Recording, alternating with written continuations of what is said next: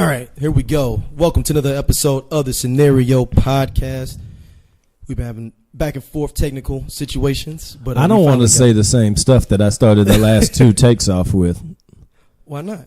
I mean, now it feels like I scripted it, and I never know what I'm going to say on this thing until it comes up. What's been going on, man? It's been one of the most entertaining weeks in a long time. Oh, it's been very entertaining, to say the least, as they say. It's I mean, you know what I'm saying, we got to get, up close and personal, the true life stories of Bobby Brown from Bobby Brown, and just the entire experience that 4/6 of New Edition concert was. We're gonna dive into that. We'll dive as far into that as you possibly can. But yeah, man, it's been a good time. Like, the news has been specifically generous this week. Oh, it's been some beauties, man. It's of all the particular times that it could decide to just not give you a ton of stuff, but to give you the right things. It's exactly what I've needed. This is right in the pocket. So the bracket's moving along. You know what I'm saying? People getting upset. NFL season is underway. For those people in or they're out, at least it gives people something to argue with each other about. Right. NBA getting closer. The elections getting closer. It's just a great time for animosity, hilarious animosities amongst great time people. to be alive, as they say. But yeah, man. So what's good? What we got? We got emails this week? Yeah, we got some emails, man. Let's go and jump into this. First email, this one is coming from Andrea. She says, I can't help but love you all's podcast. It's funny and informative, and I like to hear brothers talk about different things from different perspectives and the way that they look at life. Have you all thought about going the route of Deezus and Mero and how they construct themselves going from a podcast to a full-scale TV show? It'd be interesting to see you all in a full-scale situation where you all are on TV, because when I saw how you all are interacting on you all's live show, it was a different look than I felt when I get from the podcast. I actually got to see more of the mannerisms and things that you all do. Just a few suggestions, but love you all. Peace. Oh, that's awesome. Appreciate it. Shout out. Yeah, shout out to you, man. That's, it's coming. There's a lot of, being 100% honest, like we always try to do here, like there's a lot of things that are like in the pipelines that are like, it's just about making sure that when it happens the right way. Yep. Because you know what I'm saying, when you go to that next, when you try to make that play, like, yo, shout out to Deezus and Mero. Like they did it. They did it. Like they did it, and they still got a long way to go. You know what I'm saying? Like I think the thing to appreciate is the fact that you really got like two not completely different, but just two, different creative sects that bring the show together. Like there's a lot of things that, both of us look at that go into what we think the next level of the product could be. So it's about bringing all those things together. But when you do that, you know what I'm saying, you got to come correct. Especially in today's day and age in the market. I mean, you got to come correct. Because people going to hate you at the beginning, so you might as well alleviate the subsidiary things that they hate about, like, oh, well, y'all set look horrible, and, dumb shit like that. Like it can, it's all right. It's good. We meant to have a homeless man. I don't want to look like I work for Entertainment Tonight right out the gate. That you don't give yourself much room. I never wanted to look like Entertainment Tonight. Like never. I never want you to be like, we're going to live in location to Malibu, California. I'm gonna have where that. Joan Rivers is on. I would like now that you do that though, I would like to throw segments to other people. Oh, no. Like yes. have Javon standing somewhere talking to people on the street. That's what I'm saying. Yeah, something like that. But I don't want them to be like, well, we're going to the Dog and Pony show at Churchill Residence Meadows. Thank you, Daryl. Today's been just a wonderful, wonderful day at Churchill Meadows. There's just a phenomenal crop of poodles here getting ready for this evening's race. I don't know about you, but Buttercup feels like it's going to continue its run of trotting around the yard better than anybody else. Is that vigilant question for you out there, man? Yeah, is that vigilant Doberman Pinscher Dante there? He caused a lot of disarray with his owner last go. Yes, his owner D-Ray really spiced things up this year. I don't know what we're going to do. He got in a fight with that pit bull with a woman named Patricia that had that pit bull. The owners were really upset when he sat down during the playing of the national anthem. We knew what to expect.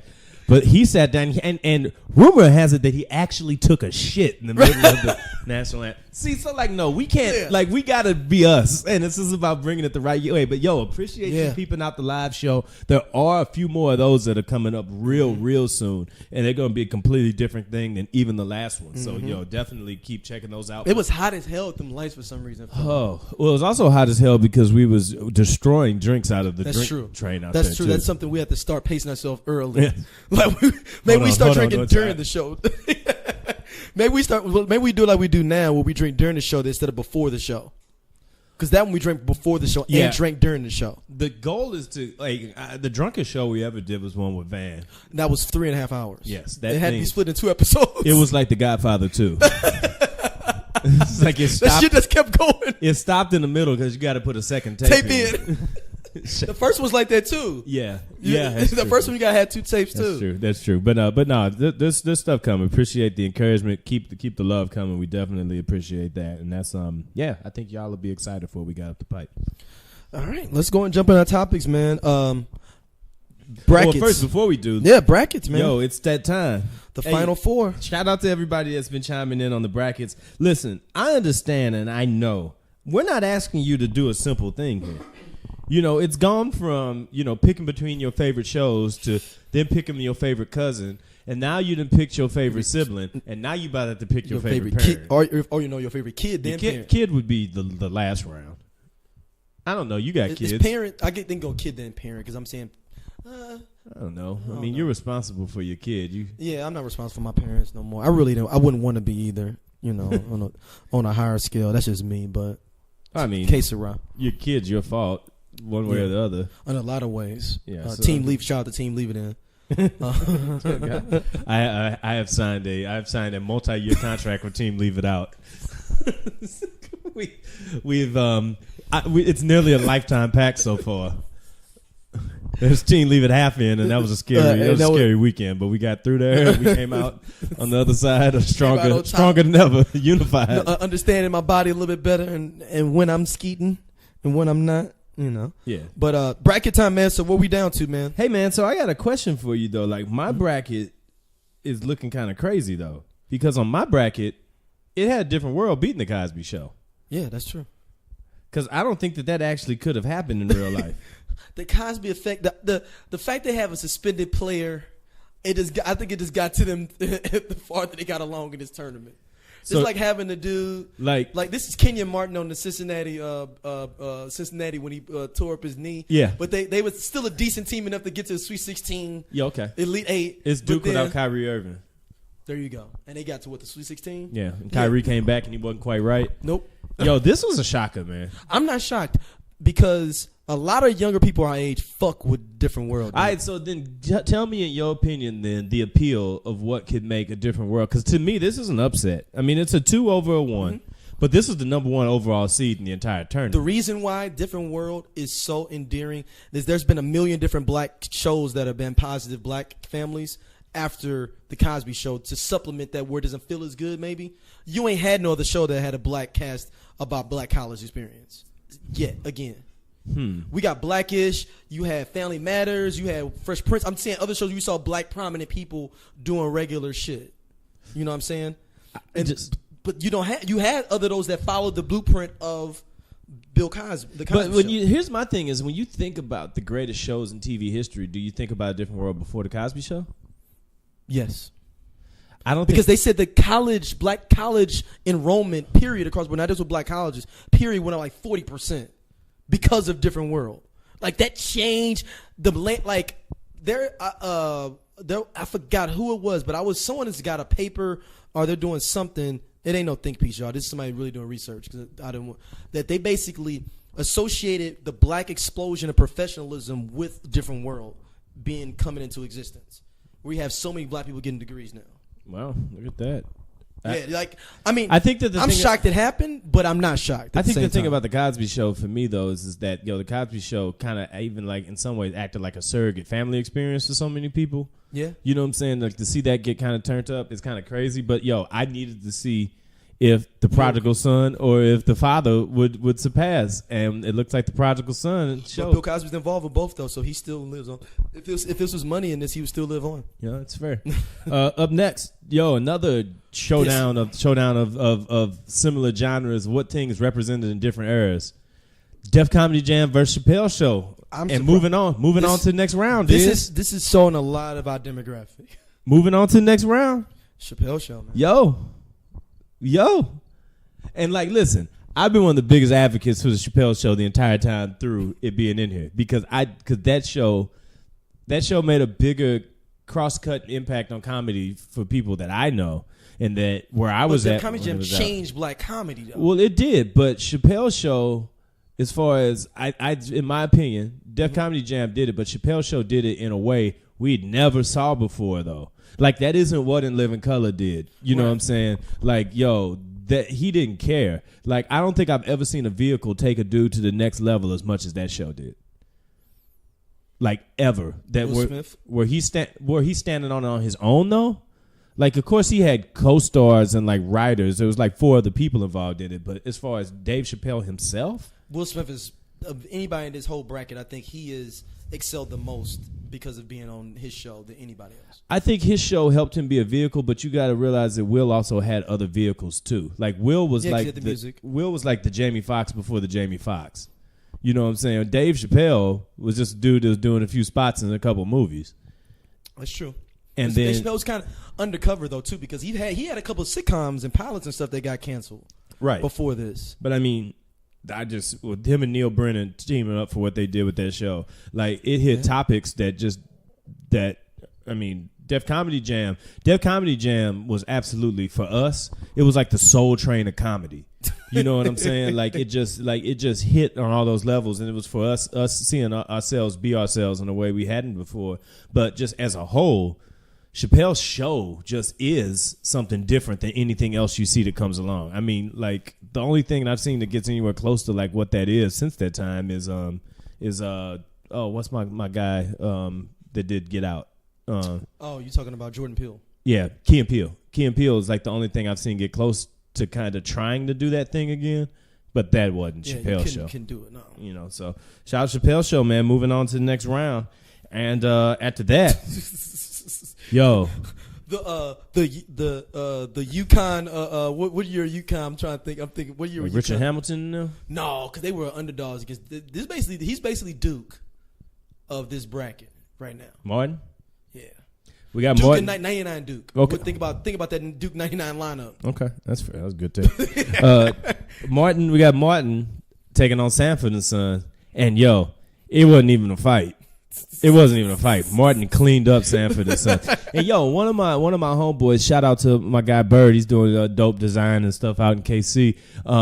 But he said, I voted, but I feel like some of these matchups at this point are going to be more representative for probably what the core demographic is, because like people love Martin in our area because it was the grow up show for him, whereas Sanford and Son was already kind of a throwback. Yeah. So if you got people in that demographic, they're gonna love Martin more because of that. Like, now at the same time, I mean, Martin stands on its own 2 feet, as far as being a Chappelle show versus Def Comedy Jam. That's going to be a split within our demographic of the cats that's basically a little bit younger than us are going to go towards Chappelle.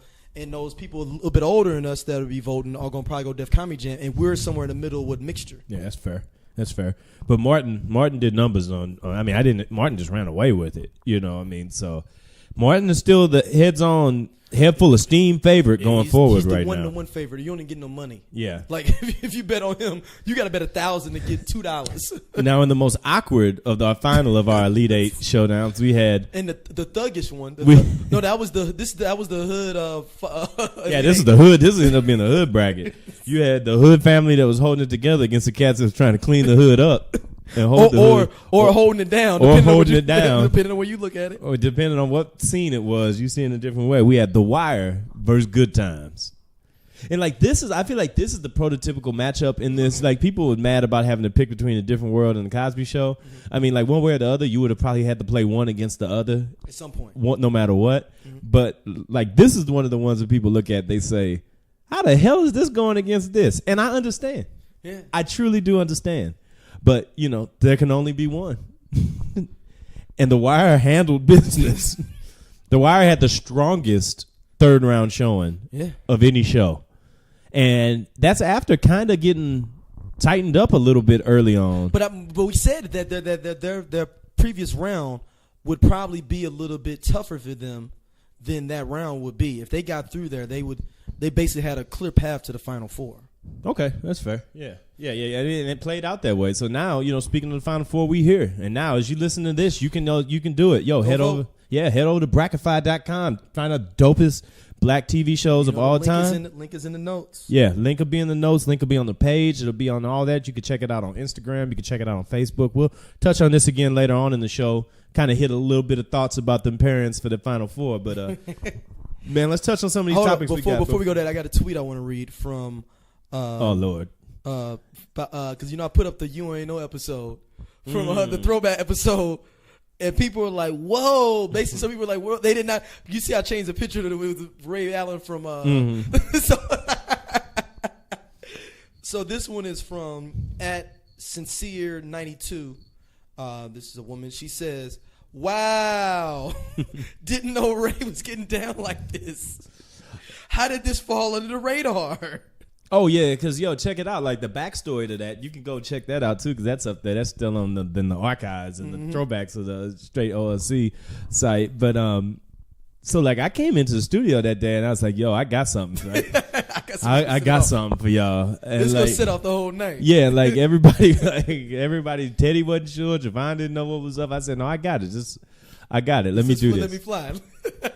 I dropped that knowledge on that Ray Allen jumping down in them DMs, and boy, people didn't know what to do. He got hacked, and I think he just got off Twitter in general. Period. I think he just decided to go. He might have moved to Wakanda after that, dropping them joints. He ended up like the Winter Soldier. With one arm, he left the Celtics. Called the Black Wolf. He left the Celtics. He was out. He was like, I'm done. In real life, he left the Celtics after that. No, he did. He had to get out of Massachusetts. They said, you ain't re-signing with this team. You getting the hell out of here. His wife was like, I'm out of here. He's like, I don't have no social media at all. I'm just going to dip. Sugar Ray 34 is out. Yo, shout out. We dropped the link too for the link to the New York hip hop. Yes.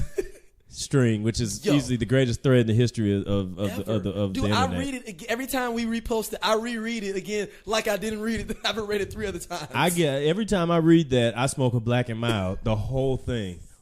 I just smoke a whole Black and Mild when I get done with it. People I got people hit me up with the big eyes like, it's crazy. It's like the thing that needs to be a movie. Yes, not a movie. It needs to be a series on Netflix. I read with that too. Yeah. Lord, real talk. It could be a graphic novel. I don't care. Just put it in all black and white. Like, I don't want nothing else. Like, there's no color. All right, man. Let's jump into some of these quick topics before we get into our main topic of the night. All right, man. First up, LeBron James doing it's finally official. It's been talked about for years. LeBron James is doing Space Jam 2. What's up? We out here. They done made a Space Jam now for the generation, for our children, which has been long enough since the first Space Jam came out that they going to look at that one kind of like the longest yard with Burt Reynolds compared to the one with Nelly. Nelly, yep. And what was it? Nelly and Adam Sandler and Chris Rock. And the great Khali. That's right. And Tracy Morgan. Yep. Think about that. Dang. I forgot the great Khali. So, like, are we going to, every 20 years, we going to make another Space Jam? They probably could. We'll be in space by the goddamn next one. I'm sure because Cogler's going to help produce it, right? Yeah, so that's kind of the background. Like Ryan Coogler's going to produce it. You know what I'm saying? I'm not sure who the director is yet. I don't know if that's even determined yet. But LeBron James, who's making power moves already in LA. He moved out there for day one. Like he's took off. Like he's continuing to rewrite the book on how you go about the business of sports as a platform. It makes his moves make it more crystal clear if you just really disliking that you are a fucking hater. No, like it shows like that you just have hate in your blood. Like you just downright hateful. All right, scenario time. Top 5 people that just get the most irrational hate. Kobe Bryant. Even though I hate Kobe Bryant, I can see that's irrational. Are you admitting that you are irrationally hate Kobe Bryant? No, I don't irrationally hate Kobe Bryant, but I can see how some people do irrationally hate Kobe Bryant. So you hate him for legitimate reasons? Yes. Okay. State your legitimate reasons. Non-irrational Kobe Bryant hater. He a hoe. Oh, okay. Well, moving right along. Next. LeBron James. Beyonce. Okay. We'll talk about Beyonce in a minute. Beyonce will come up again shortly. Oprah. Yeah. Barack Obama. Yep. But we have that's 4. Man, and Thanos, man, like for real, like Thanos had an agenda, dog, and like he just had to get it off. Nobody that we hate on this show is irrational. Okay, Colin Kaepernick don't count because that's them. We talking about who we hate on. Oh, okay. Colin Kaepernick, top 5 most uniting brothers of all time in the black community. Look, on the low, he'll fuck around and be on the Mount Rushmore of black people in like 30 years though. Nobody want to say that, but on the low, he out there, dog. He out there. But you saying this amongst us is black people hating now. Okay. Yeah. Then LeBron. 5 is LeBron. You said top 5. LeBron. Kobe. I don't know if Kobe's irrational. You're thinking about it like there's real legitimate I don't think reason. I ever agreed with that. I don't know about that. But you know what? Nah, you're right. I'm taking Kobe off because I got some other people. Because of Denver or what? Huh? Because of Denver? Denver, the Shaq thing. Yeah. The I want to get traded thing. Yeah. But I'm supposed to be a Gito, but I did the same thing that LeBron did. I just couldn't get it done, basically, because he's trying to get traded too. It's just that he couldn't get it done. And I'm trying to think. On the low, it's a love-hate thing with him. Larry Bird, to a certain extent. Yes, I would co-sign that. Because as I gotten older, I've respected Larry Bird as I've gotten older. As I was a kid, every black person has hated Larry Bird because it's Larry Bird. I fucked with Larry Bird when I was young. You did? Yeah. I didn't, man. I mean, dude. I had Larry Bird Nerf hoop. No, my dad was not letting that happen. I don't know how my dad did either. We have to ask him about that when he come on. Yeah, because my dad wasn't for that either. Yeah, my dad was a Bulls fan to the heart. There ain't been no it should have been a Magic Johnson in my house. Yeah, in the mid '80s. Yeah, because I had that hoop when I was 3. Oh, and that was '86, and Larry was MVP in '86. Yeah, but that was the beginning of the downfall of Larry around there. Larry was starting to come down. Magic was on the way back up because you gotta remember Magic had 2 peaks. Yeah, and Magic had that second peak before Isaiah and Mike said, "We'll take it from here." Yeah. But go back to Larry Bird though. Larry Bird gets irrational hate because I think a lot of people don't. They look at him like he white. First of all, he unathletic and he looked like this, and that is a lie. Larry Bird was maybe the savviest the 2 smartest basketball players I've ever seen in my life are LeBron James and Larry Bird. I 100% agree. And if it wasn't for his back, we'd be talking about Larry Bird is one of the best of all time on the low too. He number 6 for me still. He'd be the Eminem basically. 7. He number 7. He'd be the Eminem of basketball. People would just be hating. I mean, shit, he is though. Eminem is another one too. But he is though. He is that.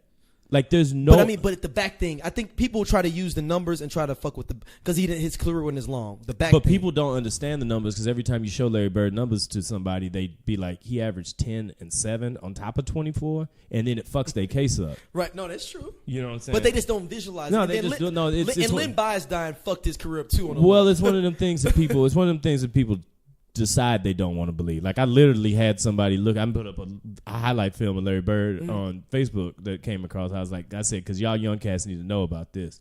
And as I continue to get older and older and say more shit like that, but I said y'all need to know about this. And dude was he's like, I hear everybody talking about it. I just can't see it that way. I'm like, you ain't even considering it, and that's what happens. And that is the irrational hate index. Yeah, so Oprah, Beyonce, Barack Obama, Larry Bird, and LeBron James.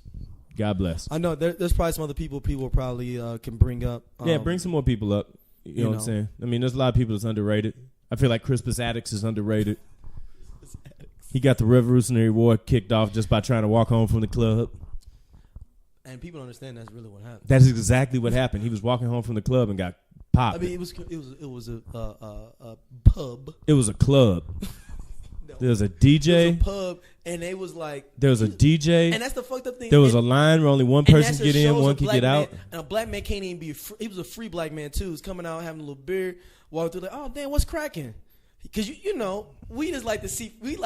What's fucked up is that's when you know black people like to go see a fight because you saw some stuff going on. Hey man, what's going on over there? Crispus Attucks and Jason Voorhees the reason why niggas run without questions now. 100% correct. Because last time we didn't run, the Revolutionary War kicked off because of us. Because of us. They done shot Crispus. Underrated. We'll do a show one day about the top 10 most underrated black people historical people. Yeah. Yes. Yeah, we'll get we got to do that. We'll get y'all ready for midterms here on the scenario. But anyway, man, back to Space Jam. You know what I'm saying? Hey, it's a good formula. The first Space Jam's not a good movie, but it's just, it's just good in time. You know, it's just fun. So we'll see, man. But shout out to LeBron, man. Like, that's dope. Is this under Warner Brothers? It's got to be if Bugs Bunny and all them is in it. But I mean, are they going to be in it? That's what I'm saying. Yeah. Is that Space Jam property still owned by Warner Brothers? Yeah. Okay, well then, it's going to be Bugs Bunny in it. Yeah. So on next to the mess of the week. Let's talk about the messiest moment of the week right here. All right, so this is like a two-pronged thing. Like I got to figure out the right place to start with this. Because we call him the apex predator, right? Is that? Yeah, we're going to get around to that. Maybe we walk this back. A couple weeks ago, we talked about Jimmy Butler here on the show. Well, damn. And it's so funny, y'all. Within our crew of friends, we use that as a part of, like, the vernacular now. Like, was it a well damn moment? Or was she well damn? Like, you'd be like, man, it was a good-looking girl, though, that I met that I want to holler. Was she well damn? Oh, we had a 15-minute debate about the how that well damn was should have been perceived. Was deployed. The apex predator, I'm calling him. So Jimmy Butler has had an interesting 48 hours leading into this show. First of all, I mean, quickly. Yeah, like real quick. Like it's been like a blur. You know, Jimmy Butler, Minnesota Timberwolves shooting guard, all-star. You know, formerly of the Chicago Bulls, formerly homeless, formerly disrespectful to Dwayne Wade. Came out yesterday and said, "Hey, I'm done up here. I'm ready to get out." So he said, "I need a trade." The brother's been in Minnesota for a year. He's realized that Minnesota is probably not the right place for him. Mm-hmm. So and as is the case in the NBA these days, he drops a list of places that he would be willing to accept a long-term deal with. And that is the LA Clippers, the New York Knicks, and the Brooklyn Nets. Now, that's the equivalent of saying, I'm tired of living where I live. I want to move to Beirut, I want to move to Syria, or I want to move to North Russia. And I need it ASAP. And I want to be in one of them cities in the next month. I want to move to Syria, Beirut, or Russia for the next year so I can decide to stay there for an even longer period of time. They're talking about him and Kyrie supposed to be linking up. Yeah, I hear that. I'll be interested to see how that works. He's a free agent after this year, right? Yeah. Yeah. Well, it'll be interesting to see how that works, especially if the Celtics get busy this year. You know what I'm saying? But we'll see. But New York is going to be their best place because they got, you know, the Porzingis down low. Yeah, they can afford it. But we'll see. We'll talk about in Brooklyn. We don't want to. Yeah, we'll talk about the basketball side of it some other time. But anyway, we're talking about for the real meat and potatoes of this. That was just your roles. It has triggered a domino rally of fuckery since then. Yeah, one fuckery domino dropped, and then just a whole row of them kicked off immediately. And this has something for everybody. Oh, everybody, male, female, sports fan, non-sports fan, everything. You don't even have to like basketball and you can get into this. Yeah, so Jimmy Butler went to a team with a bunch of young-ass cats. Like, this is the plight of the early 80s brother interacting with people born 10 to 12 years after him now. And not even that long for them. But it's like the world has changed significantly enough. So he went to Minnesota with Karl Anthony Towns and Andrew Wiggins, who was supposed to be. He's like, he's going to be another big three. Yeah. Yeah, he's going to be the guy. And they had Teague at point guard. Yep, he's going to be the guy. They was going to make a run. They was going to make things happen. And he got up there and saw these cats. He just declared, I think I wouldn't be taking too much of a liberty by saying this, some goofies, and was like, yo, I can't do this no more. So he's made it real clear he don't like Karl Anthony Towns. He don't like Wiggins either, though. Like, exactly. So they offered him an extension. He said, absolutely not. Like, they put a max deal in front of him. He's like, absolutely not. He disliked these dudes so much that he said no to $109 million. Hey, that's real hate on the low. How much you hate a motherfucker? Say no to $109 million over him. Listen, I don't hate states full of people that much. Yeah, right. I'd move to Alabama for that kind of money. Oh, I moved to Antarctica for that kind of money. It's what it felt like up there. But, they've been beefing heavy. So when Butler declared this, it kicked off when Andrew Wiggins' brother went on Instagram or on Twitter and said and retweeted on top of one of his things. He said he was real messy with it because he ain't even just say thank God and just kind of keep it where you got to kind of, subliminally tweet and figure out what he was talking about. He let you know what he was happy about. Mm-hmm. He says, hallelujah, on top of the reports of Butler saying he was ready to go. And then Andrew Wiggins sparked up later on that day, talking shit. And then Steven Jackson, did you see the video? Yeah, you said it's me. Steven Jackson? No, hold up. Let's go talk about Steven Jackson. Let's let people hear this for themselves. Say, Lil one, you got a lot of talent, kid. You got a lot of talent. And I hope you have a good year. I hope somewhere you can find some heart and find some passion for the game and have a good year. I really wish you the best. Oh, I'm 40. Thank God I'm happy to see 40. Bum, I never been that. You know that. I'm from the old school, bro. I'm cut under the old law. You know what I'm saying? Respect it or check it. All that, I'm going to have that same energy wherever I go, all that. Say, man, make sure your energy straight when you see me, bro. All right? I'm pretty sure you know who I am. Make sure your energy straight. Just focus on finding some heart and having a good year. I wish you the best. You got a lot of talent. Just find that. Please don't try to do that with me, bro. You know what I'm saying? Just keep that same energy. I'll catch you in traffic. 100. Stack 5, man. Stack 5. That's when you feel like you got your grown man strength, and then you run up on your uncle or your daddy the wrong way, and then you get flexed real bad. So did he say something straight about Steve Jack? He just said something. What I heard about what Wiggins said was that he said, "Yo, why these old dudes always talking shit?" Oh, okay. And you hear what he had to say. He said, "Don't be on the internet yapping to me, youngster, because you gonna see me at some point." He's like, "Oh no, I'm gonna find you." And I believe you'll find, because Steven Jackson has now converted himself into an analyst that is going to be at all these places now. He's got a suit on every week on NBA Countdown now. Who would have ever thought that? He told Andrew Wiggins' brother he on TV more than his brother, and he don't even play no more. But who was Andrew Wiggins' brother in the first place? I don't know. He like one of the dudes in Entourage. He'd just be bouncing around. It's in the crew. Yeah. Yeah. So, but anyway, getting back to Jimmy Butler. So in the midst of all of this, Jimmy Butler want to go play ball somewhere else, which is a pretty regular story these days. It got real ratchet out of nowhere. Day 2. Now let's go to day 2. That was all on day 1. Day 2, a report comes out from internet sleuths, and this is not like the internet, but they really literally tracked everything that was going on and figured out that Jimmy Butler was smashing Karl Anthony Towns' girlfriend. That's how the beef started. Now, you're like, what?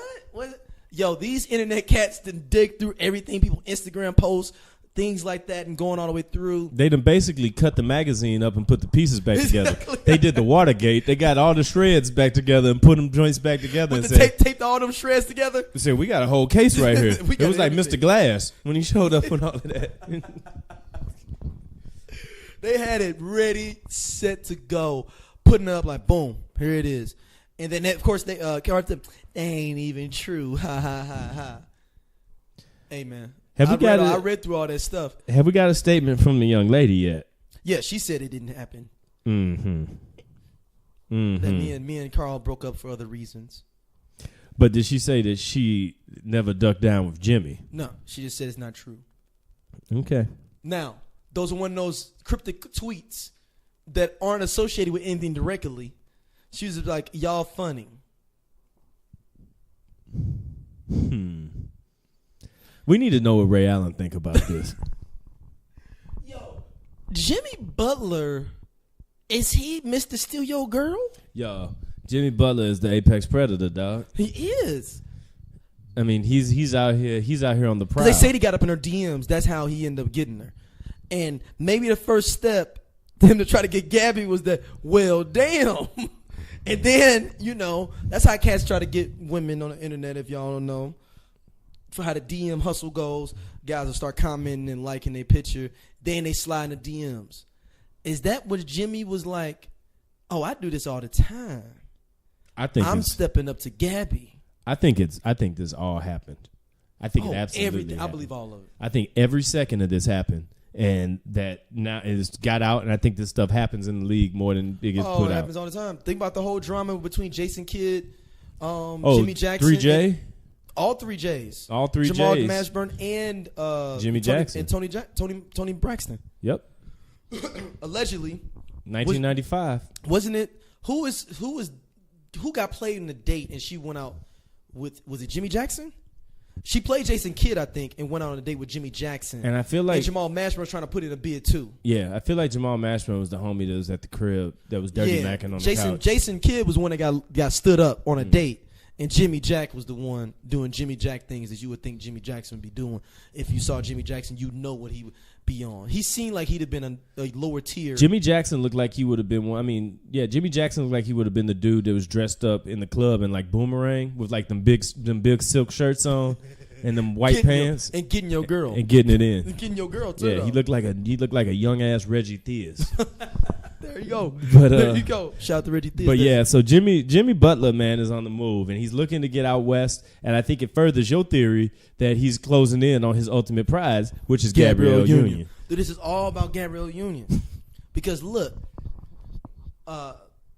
she's either gonna be shooting movies in L.A. or New York. Now, she goes in New York. Now, I want to be a real conspiracy theorist here. What if he does go to New York and then Gabrielle Union gets a TV show in New York? Can we just go ahead and say the Apex Predator is he might be the biggest architect of disaster that we've seen in some time. He got it all set up. That was they call Randy Orton the Apex Predator. No, that's not. Yes. This is Jimmy Butler. He trying to RKO that ass. And you see Dwayne Wade retiring now because of this all too though. That's another layer to this drama. The Dwayne Wade said this is last year. Yeah, Dwayne Wade's going off into the sunset. And you know what? Damn, maybe that's what part of the reason he said I want to. Because Dwayne Wade said he wanted to retire before Jimmy Butler said he wanted to be traded. And Jimmy Butler like, I only got 1 year to get her. Yeah. I got 1 year before he traveling and hanging out with her and stuff all the time. Is your man gonna be there? Who's my man? That's not your man. Her man. Yeah, your man. Like he asking them homecoming questions. You bring your husband with you? Is he moving to New York with you? Or is he gonna stay in Miami? We have to do that in a couple weeks. How devious homecoming be? For college and high school and college. Yeah. It's like the Apex Predator. Jimmy Butler, man. Shout out to Jimmy Butler. All right, before we hit the main event for the evening, this is going to be a nice long. I won't say long. It's going to be the nice meat of the show. This last part. Before we get there, this is the out of left field stuff that happens that you just be sitting there looking at sometimes like, what the fuck? So apparently Beyonce is getting sued for witchcraft. Oh, I forgot about this shit. Yes, by St. Louis's own too. Yeah, drummer. I gotta read the. You gonna read the news report? I have to. Like it's like I was reading it and I was like, huh? What are we doing here? Because I saw the beginning of it when you sent me the link, and I was like, "Where gives you the preview?" And I'm like, "Nah." Oh, here's the headline, and this is from a legitimate paper in town. This isn't a tabloid or anything like that. This is in the Riverfront Times, which is a real paper here in the town. Beyonce's St. Louis-raised drummer accuses star of murder, molestation, and witchcraft. It's a lot of stuff there. Beyonce knows former drummer, I'll skip the name, attempted to get a temporary restraining order against the Lemonade singer by alleging extreme witchcraft, dark magic, and magic spells of sexual molestation. Of sexual molestation. Let this all settle in. Can you imagine hearing that get called on the docket? Section 3-4, case 4949-662, Beyonce knows. Here's the last. Beyonce don't show up for this, right? Here's the last paragraph I'm gonna read from this. A judge denied the request for the restraining order. We were not able to reach Queen Bee for comment. Witchcraft. How do you walk into somewhere and say, yes, I'd like to file a complaint over witchcraft? Oh, what's exactly been happening? People have been flying around with broomsticks, and they put a sexual molestation spell on me. Have you seen the movie The Craft? Yes. No, I'm saying that's what the person says. Oh, the person no. that the thing. Have you seen the movie The Craft? Remember the little black girl on there? That's Beyonce. That's Beyonce. That's exactly what they do, though. I'm like, yeah. Even if they are doing witchcraft, let's say there's a 0.1% chance. How can you prove that? Do they have a certain days, like Tuesdays and Thursdays, where they do their witchcraft, like where you can catch them, like witchcraft? What did she put this lawsuit in? Like not lawsuit. I don't know where it was filed. They didn't say what state. She probably went to the Supreme Court. Said, I just need this everywhere. Like y'all having them problems with what's the dude's name? Is it Kaufman? The dude that they trying to vote for the Supreme Court. Kavanaugh. Brett Kavanaugh. Yeah. You're like, I've been hurt too. Can you go ahead and ma'am, we could definitely help you and me too. We can definitely. Who did Beyonce? Excuse me? I don't know if we can do anything about that. She did it. She molested me. She did witchcraft on me. She put spells of sexual molestation on her. Not she actually molested her. She put spells of sexual molestation. Spells. It's like she just read an R. Kelly article and then decided to apply it to Beyonce. God damn. All right, man. Let's take a break real quick and then we'll get into the event of the week here.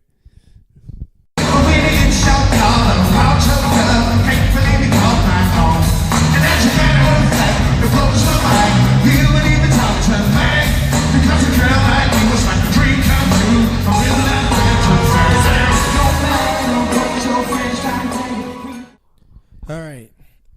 Main event time. So, Matt and I went to the 4 of the 6 New Edition concert. RBRM? Yeah, RBRM. That's really hard for me to say. It is. I don't know and why. it's hard to remember, too. Yeah. I have to always go back to the Cool It lyric, and I'd be like, what did they say to him? Bobby. No. Ronnie, Bobby, Ricky, and Mike. Yeah. And then I think of the ABC version. Chris, Mark, Dave, Rowe. Dave. It's got to be one Dave. Dave. So we went to this concert. We had pretty decent seats. We're on the floor. And these are the conscious stream of thoughts we've had. Wait, because I don't want to go through this entire.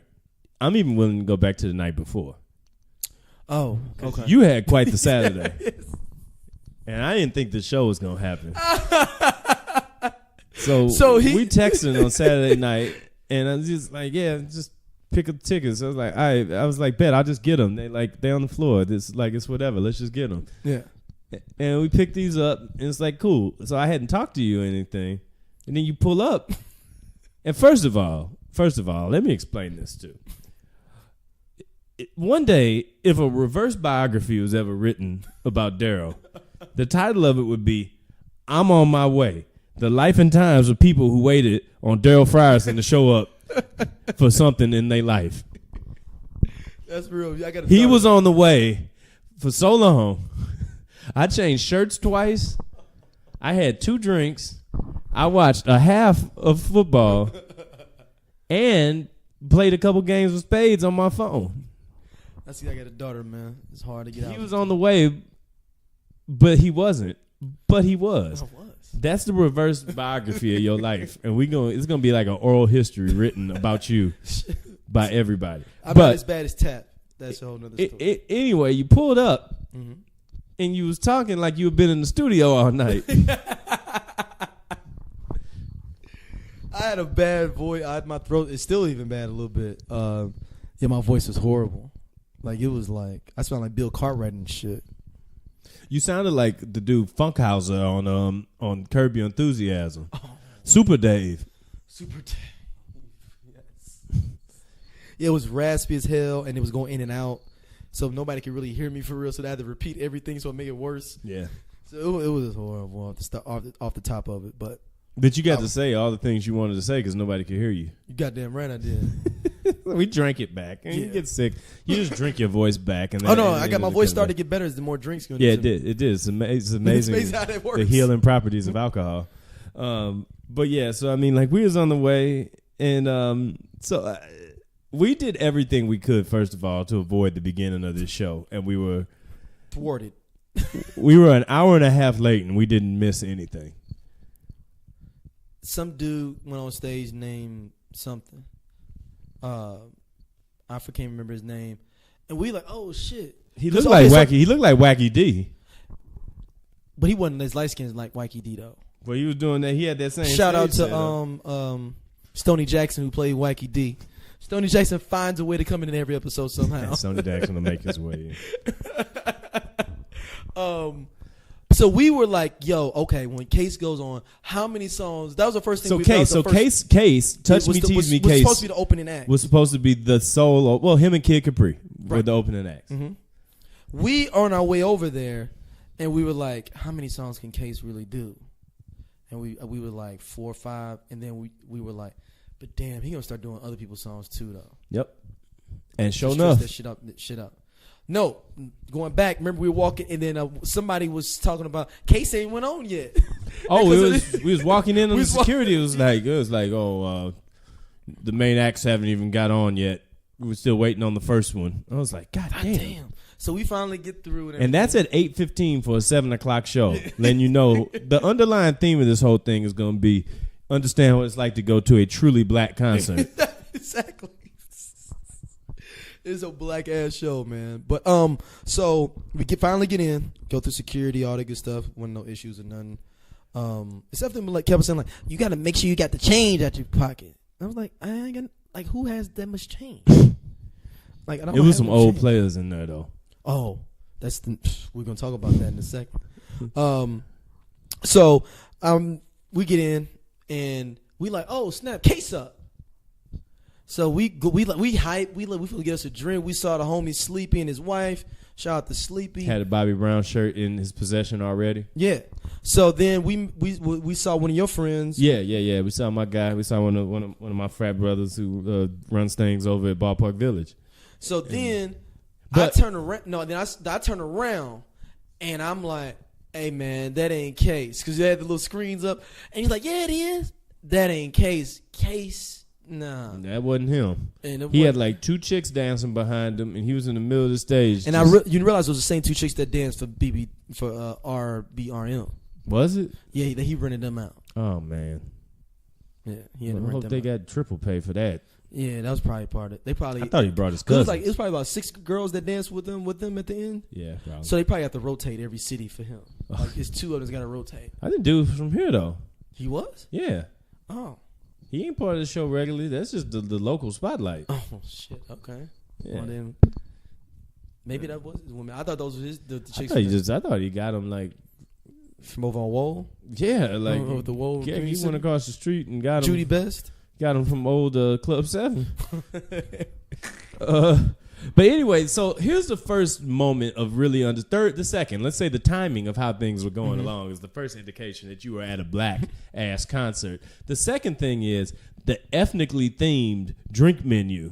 Yo, this was at Saints University's basketball venue. So this is an all Catholic university. Jesuit on top Jesuit, yes, a Jesuit institution's basketball arena. Now it's a good size arena. It's not like they was playing at like some high school gym or something. About 8,000, right? Yeah, it can get up there. I think it can do 10 even. Okay. You know what I'm saying? So you put 10,000 people in here. It's a solid enough venue.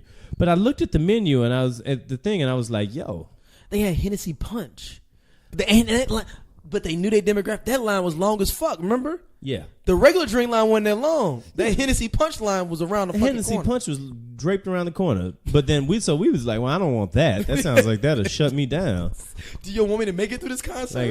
Like that's like making niggas break bottles in the club punch right there. But then so I looked up, we went over to the shorter liquor line, which was still ethnically slanted at the very top. Hennessy Hurricane, $14. Then they only had all black drinks aligning. If you read, you took a picture of it. I'll read it. The next thing, a premium cocktail. Mm-hmm. Hennessy, Ciroc, Patron, and Crown Royal. Man. Yo. If Rascal Flatts was playing, it wasn't going to be that. No. So here's where I'm at this point, but then there's more. You know, they had the regular beers that you got there. That's good. Then you get down to wine. Cabernet, Rosé, and Moscato. I was like, yo, this is fucking offensive. But it's accurate as hell. No, it's offensive, but it's a moneymaker. I ain't mad at them. Like, they were out of everything. Like, people came in this joint and thought they went to their people house. It was like the blackest wedding of all time.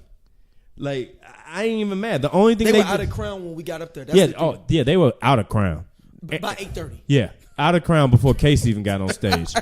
As we continue, so I'm looking at this menu and I'm just like, yo, like this is wild. And like, of course, every moment I turned around, there was some dude in an all white linen suit with some of them strap sandals on walking around too. Like they on a beach. It's like a reminder. It's like the thing that always reminds me, nah, you ain't as old as you think you are. Mm-hmm. You be like, I ain't got to that level yet. I don't think I'm going to get there at this point. Yeah, I think I'm just going to skip. Never been my stilo. So, let's talk about do we want to go to seating dynamics? Let's do the first part of seating dynamics here, because we were trying to figure things out a little bit. So we went ahead and got some floor seats. It was a good call. I mean, the price was negligible compared to sitting up the next level to over there. So we just got floor seats. You know, they got a little bar down there, so you ain't got to go upstairs. Exactly. It's a little cheaper too. Same stuff. They had Tito's down there though too. They upgraded a little bit. Yeah, a little bit of Tito's. That Tito's was gone, by the way, but it was there, which furthered the point that it was black as hell. But so we get down there, we look into the crowd, and I'm just trying to peep the scene out, see who's all in there, and it starts to dawn on me that this could be the come up for some people. Mm-hmm. This is a thought we had that we continue to revisit, so we don't need to go all the way into it, because as the night moved along, we can continue to extrapolate this idea out. Keep this thought in mind, everybody, that we're looking into the crowd, starting to realize the dynamic of what's happening here. So Daryl looks around, first of all, as he always does, and looks for the white people. That's true.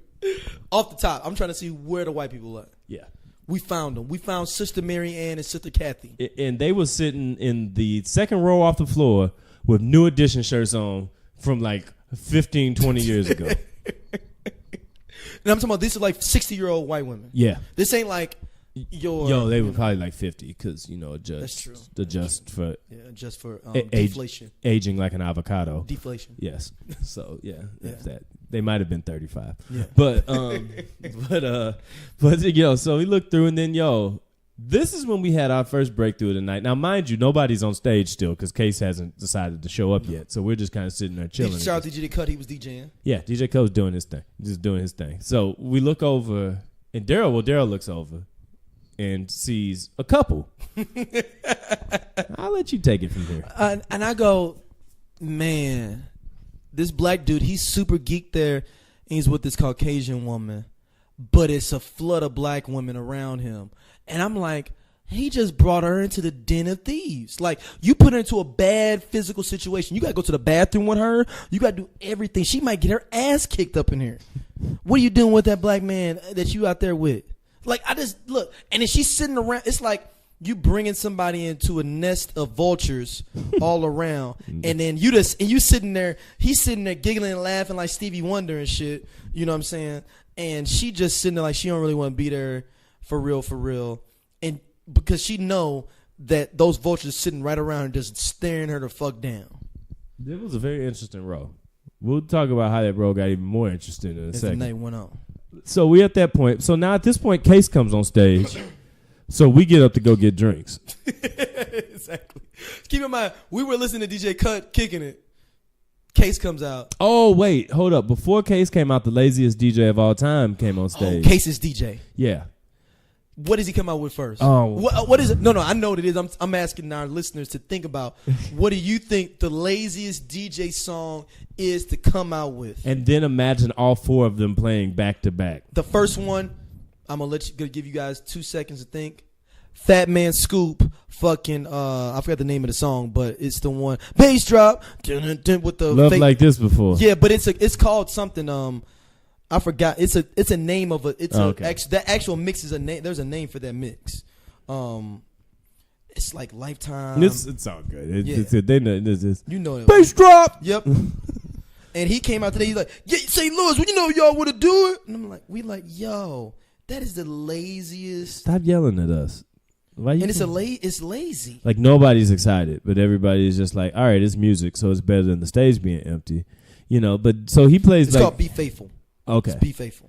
Okay, he plays like the laziest DJ mix of all time, but we still sit there to look at it, see what's going on, stretch our knees a little bit. Then Case comes on stage, and we go to get drinks because the goal since the time we got in the car was to miss Case. Mm-hmm. And But the fucked up part is we went and the fucking one of the songs we did like came on. Yeah, that's right. Fucking Faded Pictures. Yeah, that's right. Yeah. He played it in the middle of the set. We thought that he would. Joe wasn't there, so we had to jump to his verse. Yeah, he thought he would do it later on. But, of course, while we're standing in line, he started singing other people's songs like we just knew he would. Oh, man, he went through a lot. He did H-Town. No, that's when we got back. We got our drinks already when he did the H-Town. Yeah. He did Jodeci. Mm-hmm. Did he do Aretha Franklin? He did Aretha Franklin, too, didn't he? No, I thought he did Stevie. He did Stevie. Because he only did 4 or 5 songs and did like 4 or 5 other people's songs. And then, of course, he plugged his album that's coming out. Oh, and he did his new song featuring Tank and Teddy Riley. We didn't hear that. We heard that from when we were getting drinks. I heard that was what it was. That's right. Actually he was performing that as we was walking in to get our drinks. Yeah. And then Faded Pictures came on while we were getting our drinks. Yeah. And then he did a song. It was like, oh, I forgot he did this. And it's like one of them times where you really remember. You're like, oh, okay. What song was that one he did? This dude had a good run. Yeah, he had some good joints. Like, but had some joints. I mean, but I still feel like I don't know. I still feel like I get that nigga to sing at my wedding for like a marginal cost. Like it wouldn't even be anything that would really fuck the budget up. Yeah, and then shout out to Raven and her sister Summer. They said he was trying. They were like in 4th row, and they said he was up there trying too hard and everything with the women though. Like, they said he tried to get some momentum up to do like a little spin and almost pulled his hamstring. And Raven recorded it because she's an asshole. Like, look at him right here, though. Look at him pulling his hamstring right here. Oh, and then when he was doing that knocking the boots, he was like, I know y'all know the words of this, put the mic in the crowd, and somebody sang it completely wrong. Yeah. And I'm just like, dog. And she had the biggest weave I had seen in a long time. On this side of the Mason-Dixon. Yeah, like we saw this weave from like 45 yards away. Literally. We didn't need to see the TV either, though. It was like literally. It was kind of like watching a New Year's Day float. It was like kind of crazy.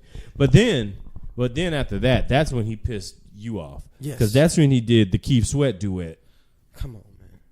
And you was like, this is taking it too far. Yeah, you can't do this, man. Yeah. It was the Make It Last Forever. Mm-hmm. Like, come on, man. And he was like trying to get the crowd to sing. Yeah, the woman part and all that. And they was kind of like, this doesn't feel like we're supposed to be singing. And then he was, the song that we forgot he was on, it was 2 more songs. We forgot he was on, it was Faded Pictures, and we forgot he was on the fucking Ja Rule song. Yeah. Living It Up. That's when we was like, when he came out, we was like, oh shit, that was him on this song. Because I think that Ja Rule's whole career has got Thanos' finger snapped. Like, there's not been anybody in my life that's had a bigger run for a period of time. And you that forget about remembers. him until you hear the songs? Yep. That whole Ja Rule, J-Lo time before 50 Cent came out. Yeah. Like, that whole thing. And he had some years. Yeah, he had a run. Like, 99 to 2003. Yeah, he had a run. He was like running parallel with Eminem, Nelly, and Jay-Z in their little time. 100%. And like Eminem too, but we don't remember. We don't remember them, and there's a reason for that. Yeah. So like Case, it was like Case came like into reality, and like we didn't know he had existed before. And like I think he was late because Jiffy Lube closed at 7. He had to get off work. He wasn't off yet, and I understand having to do what you got to do when you need to do it. He still want to give his dreams. His album's dropping. Yeah, but shout out to Case, man. He did. No, give him hell, but he sounded good. Yeah, sounded good. Dude sounded good. Probably just should keep the dance moves to a minimum. Yeah. And if you're gonna sing other people's songs, don't have the crowd sing them because that's breaking breaking the third wall. Mm-hmm. You can't sing somebody else's song, but then have the crowd sing it. Yeah. Because it's your song, you can do that, but not everybody else. And I understand maybe you don't have confidence they're going to sing your song back to you, but then when they don't sing the other person's song back to you, that means they're not fucking with you at all. Exactly. So then the world famous DJ Kid Capri came out and just tore it up. He spent 20 minutes just mixing stuff from the 70s. Yeah. And then he mixed stuff that was just regionally based for us too, though. Yeah. You know what I'm saying? That was only like a cat from the Midwest would be fucking with. Kid Capri came out and just destroyed it. It literally was like, it made me look at the other dude that was playing that pre-recorded DJ mix. And I wanted $5 back from that dude to give it to Kid Capri. Yeah, we're going to need to find him. Reparations. Yeah, and give it to Kid Capri. Let me put him on the list of people that owe me money. So then next up, what do we talk about next? So next is when we had an epiphany, if you will, about the whole purpose of this event. Of the second tier black concert experience. Now, this isn't the On the Run tour or Migos and Drake or nothing like that. This is second tier. This is second tier. This is, and it's not old. It's not Fox Theater either, though, where it's like classy. It's still a classy, older kind of. You need a Baker joint either, though. Yeah, no. It's not that. So it's kind of what it is for what it is, and it's all good. You know, good stage production, still all of that. But they had a great stage production. The stage was dope. The stage was dope, but as we looked through the crowd some more, we started to realize something was at play. This level of concert is where you take your side chick to. 100%. There were so many dark corners and crevices in there that you could get away on a Sunday night. You know what I'm saying? Slide it in real quick for the week start. You come in, you let your other homeboy that go let you know when case is going off where you can come in when nobody's in the hallway. We was looking. You actually may miss the first song. We was kind of looking at the crowd and we was like, man, them people look kind of weird together. Like people don't look like this together usually. Nah. Like, there's something going on here. Something's amiss. And then I looked at section 106 and I was like, man. That section is ripe. Like it's kind of like a shadow over it. Like you could kind of sit back in there and just kind of like nobody was sitting in it. But then, like, it filled up, like, all at once. Like, they just let everybody just came in all of a sudden. There was nobody over there. And then all of a sudden, it was, like, filled up. And it's like, you not by the lights of the stage. It ain't, like, posting, like, and you're not on the floor where people can look down and see, oh, there go my boy right there. Right. Exactly. We said, this is perhaps the purpose of this entire thing. It's for your side chick. And that's when we looked up into the sky. And saw the Holy Grail. Now, as is the case in most places, there were luxury boxes there. Now, they were blacked out because nobody's buying a luxury box to the 4/6 of New Edition in case show. Yeah. It's just not going to happen. No. But we looked up, and in one luxury box, the lights were on. The lights were on, but only in the back, so you couldn't see them. The lights were behind silhouettes. Them. Yeah, the lights were on behind them as they looked down. And I looked up, and I realized that's the side chick suite. Yo. That's when you want to show your second lady a good time. And you got a little bit of paper. You got a little, I mean, you don't have to spend much because we spent minimal dollars to be into the action where we were at. So you got a little bit of paper, but you want to still show her a nice time. But you don't want to show everybody else that you showing her a nice time. And you got a couple of homeboys too. Yeah. Because it was a suite of side chicks. Yes. So everybody's in on this con, as they say. Everybody's in there on the same mission together. Yeah. And look, because those have the stairs that go straight up to it from the side. You can come straight up into it. You just got to get up those 4 or 5 flights, and you right into the suite.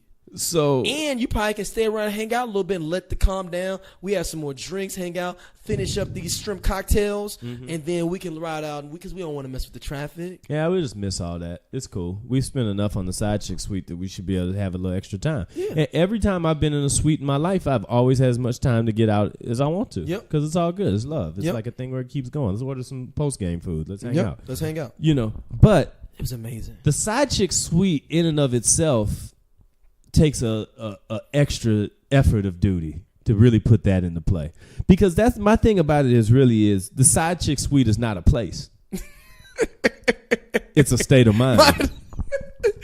It's like Kung Long, as you said. You got to believe in the side chick suite and it'll appear. It can be anywhere. It could be anywhere. I mean, the side chick suite could be anywhere that you need for it to be. It could be at your RBRM concert. It could be Friday night at Joe's Happy Hour where they doing 3-for-1 drinks. And you got that little corner that Joe lets you get for the low. It could be at lunch in a popular eatery spot at 11 o'clock instead of noon. Early or at 2. Yeah, exactly. Late lunch. I got to work. But I'm going to get off a little early. Boom, the side chick suite has appeared. It's a magical place, like when you first found that second level on Mario when you could bust through the ceiling and then skip levels. That's the original side chick suite, courtesy of Japan. But is the side chick suite is it kind of like when they say in the Bible when one or more together that the Spirit of God is in you? Is the side chick suite at a higher level when there's more than one side chick situation? Yeah, one, like the level is raised of all this side chickness? Because then it's like the RICO Act where everybody can go down together or everybody can prosper together. You're right about that. Look, the Carter gonna get burned, or we gonna get this money? Or we gonna live? C&B. So like I looked up. I looked up and I looked at it and I was just like, like this is a glimpse into the other world that we're sitting here having. Now, mind you, this is probably like our 4th drink by this time because New Edition still isn't on stage. But I looked up and I had a glimpse into the underbelly of life and I realized like, cats really are out here by all means. And let me mind you, ladies, before you say anything, or fellas, before you say that I'm giving up the game or anything, the side chick suite. Side chick is just a moniker for side activity, period. Yeah. Ladies. It's some women up in there that ladies, absolutely. That's what they side man, too. Or they side lady. Yeah. That they man don't know about. Yeah. Side dude suite, too. Yeah. And I looked up, and this is jumping ahead a little bit. We'll go back to the beginning of the show. But I looked up into the side chick suite briefly while they were singing Jealous Guy. And I was just like, this is like the clouds parting right now for the first time in the spring. After a big old rainstorm. Yeah, like, man, we made it through winter, but here we are. The side chick suite has helped us get through it. Side chick suite, man. While Bobby Brown serenades us. Give us all the best of it. So let's go into do we have anything before we go into the show? No, that's it. We get into this. Oh, shout out the Cleveland Browns just won a football game. First time since 2015. And who'd they beat? The Jets. So it kind of doesn't count. Wow. But New York thought they was back. That happened. Yeah, man, let's get into it. Let's just hit the show real quick, man. So this is basically Bobby Brown and the Pips. and I love BBD, and for me to say that.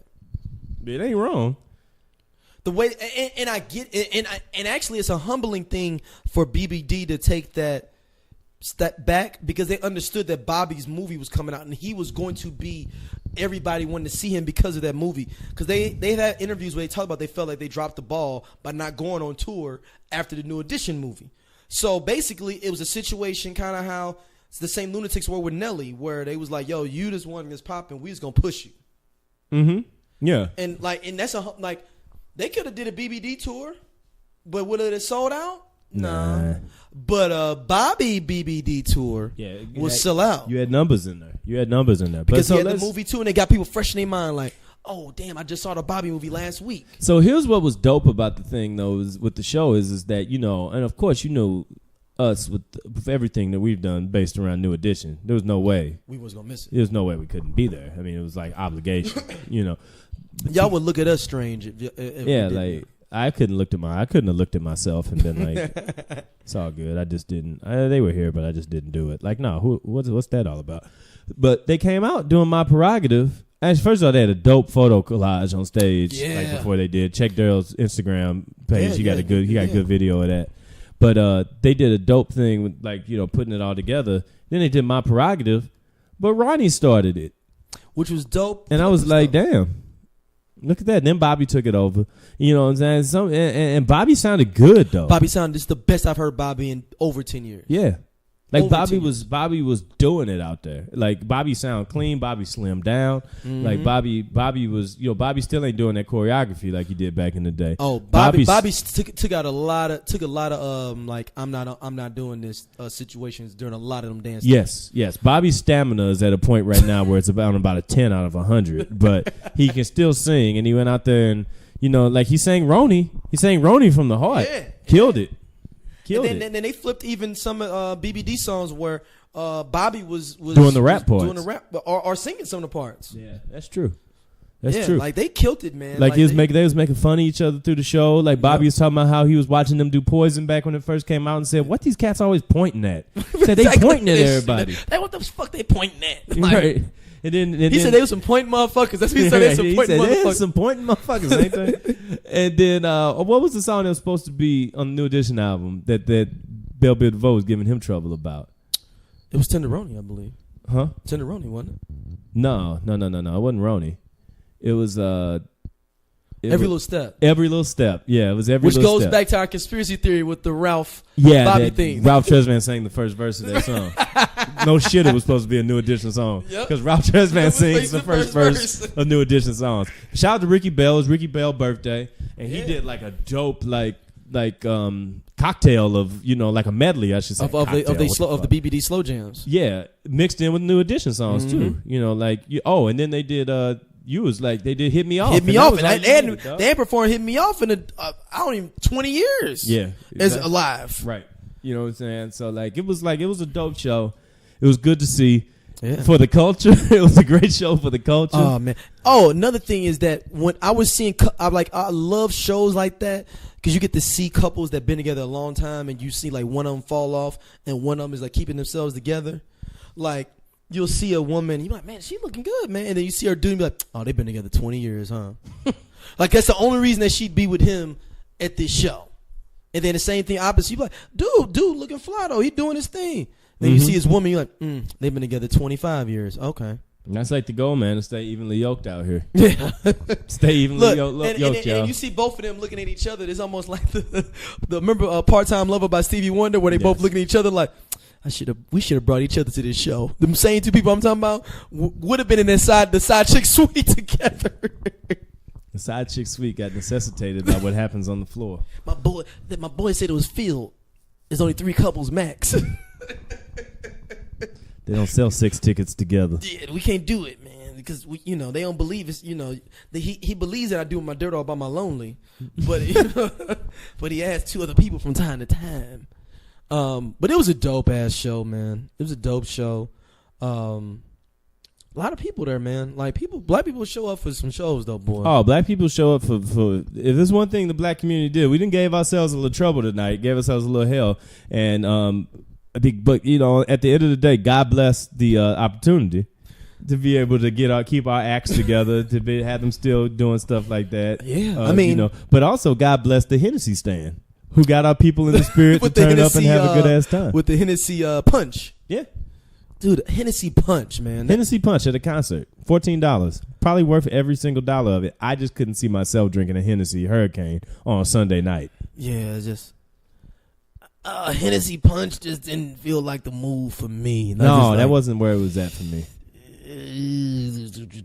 No, man. So I think I might do the Keith Sweat Blackstreet joint in November. I think I'm gonna go too. Do we do part 2? Maybe. I don't know if I go to a Keith Sweat concert with you though, because you're gonna be fucking preaching at me the whole fucking show. I'll see you there. I better not see you in the suite though, because I won't be there. Hey, but for everybody out there who might need it, just remember, you got to believe in it, and it'll appear for you. And you got to plan for it too. Make sure the suite is set up right. Tell them to dim the lights. Cause they had it set up right. They looked like shadows in there. Like they were like the Foot Clan or something in there. It was the Illuminati. Yeah. You couldn't make out who they were. I was just like, man, they doing it. Look at these side chicks and side dudes up in there. The side chick suite. Well, thank y'all for listening as always. I needed to let that marinate for a minute. Let that a fade away effect on that. Yeah. Like the side chick suite when it doesn't need to appear anymore. Side chick suite. Side chick suite. Sweet. Thank y'all for listening as always. Email us straightoilc@gmail.com, straightoilc on Twitter. Stroud Locast fan page as well. Matt, where can they hit you up at? Hey, find me on Instagram, Cheap Seat Fan. Twitter, the same tag. Let's get it. You can hit me up on Twitter, Dig Game. On Instagram, Dig Game ISU as well. Thank y'all for listening as always. And let us know what is your funny or great concert or, experience that you had. Thank y'all for listening as always. We'll see y'all soon. Peace.